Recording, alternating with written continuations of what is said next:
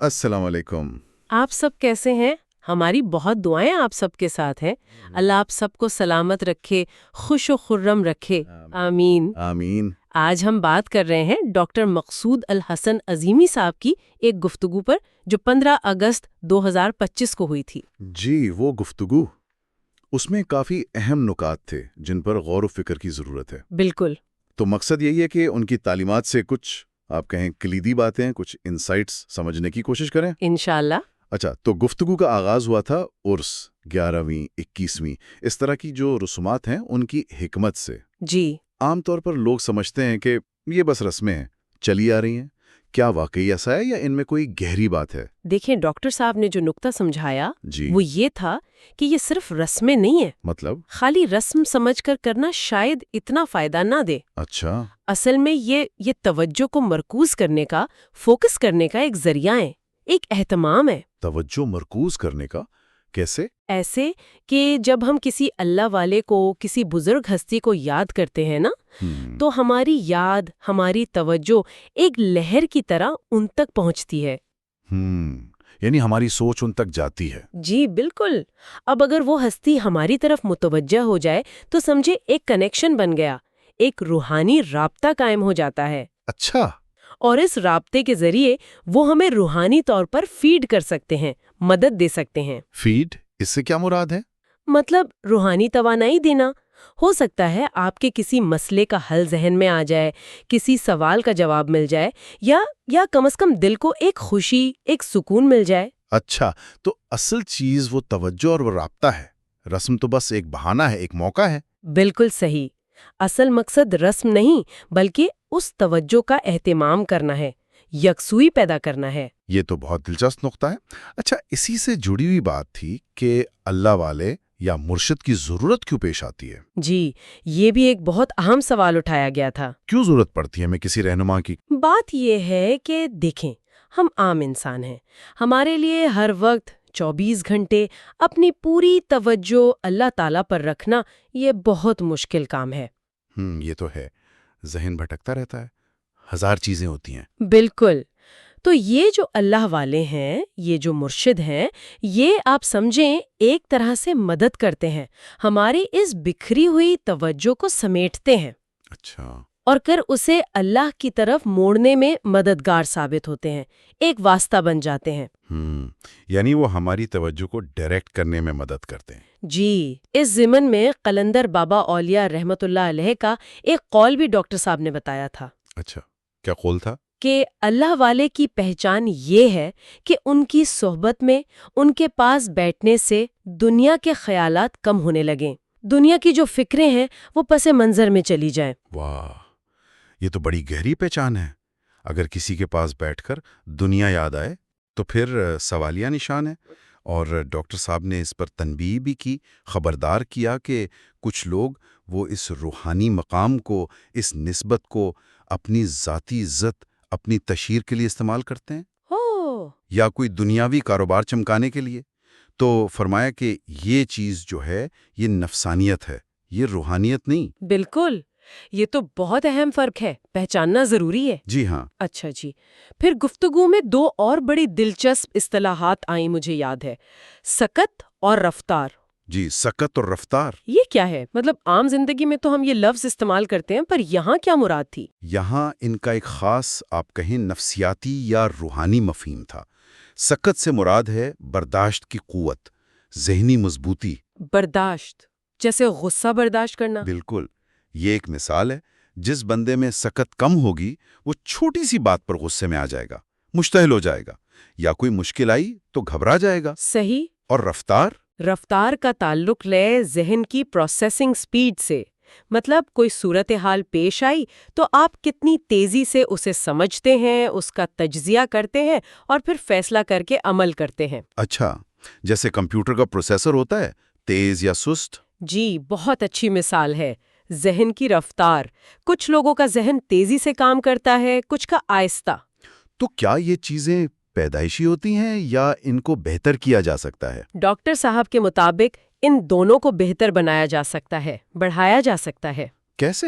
اس کے لیے مشقیں ہیں، جیسے سانس کی کچھ خاص مشقیں ہیں یا ایک نقطے پر نظر جمانا، ٹکٹکی باندھنا جسے کہتے ہیں۔ اچھا، ان مشقوں سے کیا ہوتا ہے؟ ان مشقوں سے قوت ارادی یعنی ول پاور مضبوط ہوتی ہے، اور جب قوت ارادی بڑھتی ہے تو سکت بھی بڑھتی ہے اور ذہن کی رفتار بھی تیز ہوتی ہے۔ یعنی یہ ذہنی صلاحیتیں ہیں جنہیں ٹریننگ سے بہتر کیا جا سکتا ہے، جیسے جسمانی مسلز کو کرتے ہیں۔ بالکل بالکل، آپ انہیں ذہنی مسلز کہہ سکتے ہیں۔ بہت خوب۔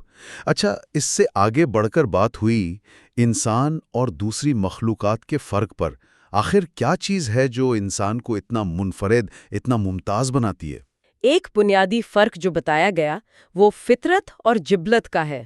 فطرت اور جبلت؟ جی، کہا گیا کہ باقی مخلوقات جو ہیں، جانور، پرندے وغیرہ، وہ زیادہ تر فطرت کے تحت کام کرتے ہیں، یعنی ان کے اندر جو پروگرامنگ ہے، انسٹنکٹ ہے، بس اسی پر چلتے ہیں۔ صحیح، ان کے پاس زیادہ چوائس نہیں ہوتی۔ جی، جبکہ انسان جو ہے اس پر جبلت کا اثر تو ہے، یعنی انسٹنکٹس اس میں بھی ہیں، لیکن اس کے پاس اختیار ہے، چوائس ہے، وہ اپنی جبلت کے خلاف بھی جا سکتا ہے۔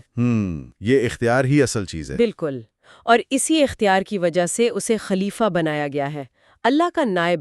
خلیفہ، اس کا کیا مطلب ہے؟ مطلب یہ کہ اللہ تعالیٰ نے اپنی صفات کی تجلی کا ایک خاص نقطہ، ایک خاص پہلو انسان کے اندر رکھا ہے۔ اسے ڈاکٹر صاحب نے عالم امر خاص کہا۔ عالم امر خاص؟ جی، یہ وہ چیز ہے جو باقی مخلوق میں نہیں۔ اب انسان کا کام کیا ہے؟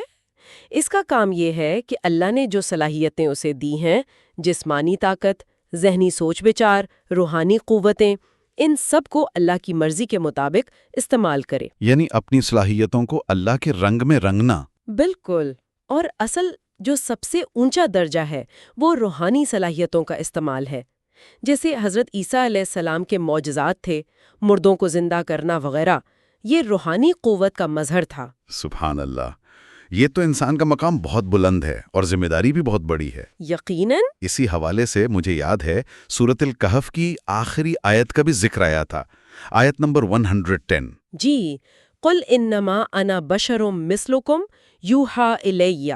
ہاں، یہی آیت۔ کہہ دیجئے کہ میں تو تم جیسا ہی ایک بشر ہوں، فرق یہ ہے کہ میری طرف وحی کی جاتی ہے۔ اس میں کیا خاص نقطہ تھا؟ اس میں اللہ تعالیٰ اپنے نبی حضرت محمد صلی اللہ علیہ وسلم کو حکم دے رہے ہیں کہ لوگوں کو بتائیں کہ میں بھی تمہاری طرح انسان ہوں، بشر ہوں۔ یعنی کوئی مافوق الفطرت مخلوق نہیں۔ جی، لیکن ایک فرق ہے۔ وہ کیا؟ یوحا الیہ، میری طرف وحی آتی ہے، اللہ کا پیغام آتا ہے۔ صحیح۔ ڈاکٹر صاحب نے فرمایا کہ اس میں ایک بڑا لطیف اشارہ ہے، وہ یہ کہ بنیادی طور پر بناوٹ کے لحاظ سے ہر انسان میں یہ صلاحیت موجود ہے کہ وہ اللہ کے پیغام کو سمجھ سکے۔ اچھا، ہر انسان میں؟ جی، نبی پر تو وہی براہ راست آتی تھی نا، لیکن وہ پیغام یعنی قرآن، وہ تو سب کے لیے آ گیا نا، ریکارڈ ہو گیا۔ ہاں، قرآن تو سب کے لیے۔ تو اب ہمارا کام کیا ہے؟ بحیثیت امت، بحیثیت انسان، ہمارا کام ہے کہ اس ریکارڈ شدہ وحی کو سمجھیں، اس پر غور کریں اور پھر عمل صالح کریں، نیک عمل کریں۔ یعنی وحی سمجھنا اور اس پر عمل کرنا۔ جی، اور یہ بات سورۃ العصر کے پیغام سے بھی ملتی ہے، تواصوا بالحق تواصوا بالصبر، حق بات کی نصیحت کرنا اور صبر کی تلقین کرنا، یہ سب عمل صالح میں ہی آتا ہے۔ بالکل، یعنی صلاحیت سب میں ہے، بس اسے استعمال کرنے اور صحیح سمت میں لگانے کی ضرورت ہے۔ درست فرمایا۔ اچھا، اور گفتگو کے آخر میں ایک اور بہت اہم اور شاید تھوڑا مشکل سمجھا جانے والا نقطہ تھا، نفی ذات کا۔ جی، نفی ذات۔ عام طور پر لوگ سمجھتے ہیں کہ اس کا مطلب ہے اپنے آپ کو بالکل مٹا دینا، ختم کر دینا۔ کیا واقعی یہی مراد ہے؟ نہیں، یہ ایک عام غلط فہمی ہے۔ ڈاکٹر صاحب نے اس کی بہت اچھی وضاحت کی۔ انہوں نے فرمایا کہ نفی ذات سے مراد اپنی ذات، اپنی شخصیت، اپنی انڈیویجویلٹی کو ختم کرنا نہیں ہے۔ اچھا، تو پھر کیا مراد ہے؟ مراد ہے اپنی انا کو ختم کرنا، اپنی انانیت کو۔ انا یعنی ایگو؟ جی، ایگو۔ انانیت کیا ہے؟ وہ یہ ہے کہ میری مرضی چلے، میری پسند ناپسند مقدم ہو، میری خواہشات پوری ہوں، میں، میرا، یہ ہے انا۔ سمجھا، تو اس میں کو ختم کرنا ہے۔ جی، اس ذاتی پسند، ناپسند اور مرضی کو ختم کرنا ہے۔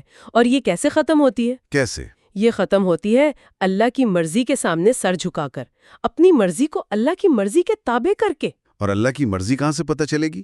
وہ قرآن و سنت میں واضح ہے، اللہ کے احکامات، ڈوز اینڈ ڈونٹس، امر بالمعروف و نہی عن المنکر، یعنی نیکی کا حکم دینا، اچھے کام کرنا اور برائی سے روکنا، برے کاموں سے بچنا۔ یعنی جب انسان اپنی خواہشات کو چھوڑ کر اللہ کے حکم پر چلتا ہے تو اس کی اس کی انانیت خود بخود کمزور پڑتی جاتی ہے، اس کی نفی ہوتی جاتی ہے، ذات کی نفی نہیں، انا کی نفی۔